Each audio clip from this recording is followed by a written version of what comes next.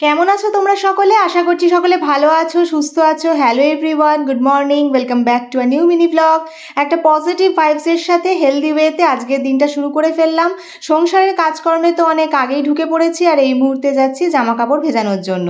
কাজের ফাঁকে কন্তেওকে মর্নিং টি দিয়ে নিজেও মর্নিং টিটা নিয়ে নিচ্ছি। এরপর অনলাইনে বেশ কিছু জিনিস অর্ডার করে দিয়েছিলাম, খানিকক্ষণ আগেই ডেলিভারি দিয়ে গেল। সব কিছু মিলিয়ে দেখা হয়ে গেছে, এখন জায়গার জিনিস জায়গায় গুছিয়ে রাখতে হবে। বাড়ির সামনে দিয়ে মাছ যাচ্ছিল, আমি তাই এতটুকু সময় নষ্ট না করে মাছটাও কিনে নিলাম। আর দেখেই বুঝতে পারছো বেশ ফ্রেশ।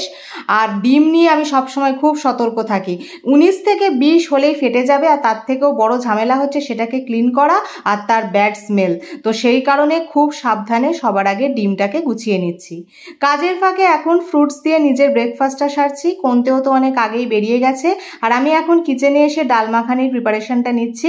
রান্নার দিদি যদিও এসে গেছেন, কিন্তু এই সব কিছুর মাঝখানে আমার আবার একটু খিদে পাচ্ছিল, তাই এবার ছাতুর শরবত বানিয়ে নিলাম। আর এই যে ডাল মাখানিটা প্রায় হয়েই এসেছে।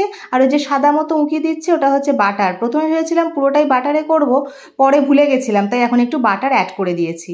এই মুহূর্তে কাঁচা ধোয়া কমপ্লিট। আর আজকে সকাল থেকে এতবার ওপর নিচ হয়েছে যে এখন এই রোদে আর ছাদে ওঠার আমার ক্ষমতা নেই, তাই বারান্দাতেই সব কিছু মেলে দিচ্ছি। এরপর যাবো আমি ফ্রেশ হতে। প্রত্যেক দিনের মতন আজকেও এই মুহূর্তে চলে এসেছি মিনি ব্লগটা এন্ড করার জন্য। আর সংসারের ব্যস্ততা তো শেষ নেই, যেদিকেই তাকানো যায় না কেন সেদিকেই কাজের কথা মনে পড়ে যায়, বিশেষ করে আমাদের হাউসওয়াইফদের ক্ষেত্রে। তবে হ্যাঁ, যারা ওয়ার্কিং তারা যে শুধু বাইরেটা সামলায় তা নয়, তাদেরকে তো আবার বাইরে এবং ঘরের ভেতর দুটো দিকই সামাল দিতে হয়। তবে এগিয়ে চলার নামই জীবন, থেমে থাকা তো আর জীবন নয়। আর আমাদের প্রত্যেকের জীবনের যে যা স্ট্রাগল নিজের নিজের মতো। কিন্তু আপাতত আজকের মিনি ব্লগটা আমি এখানেই থামাচ্ছি। লাইক, শেয়ার, সাবস্ক্রাইব করে দিয়ে আমার পাশে থেকো।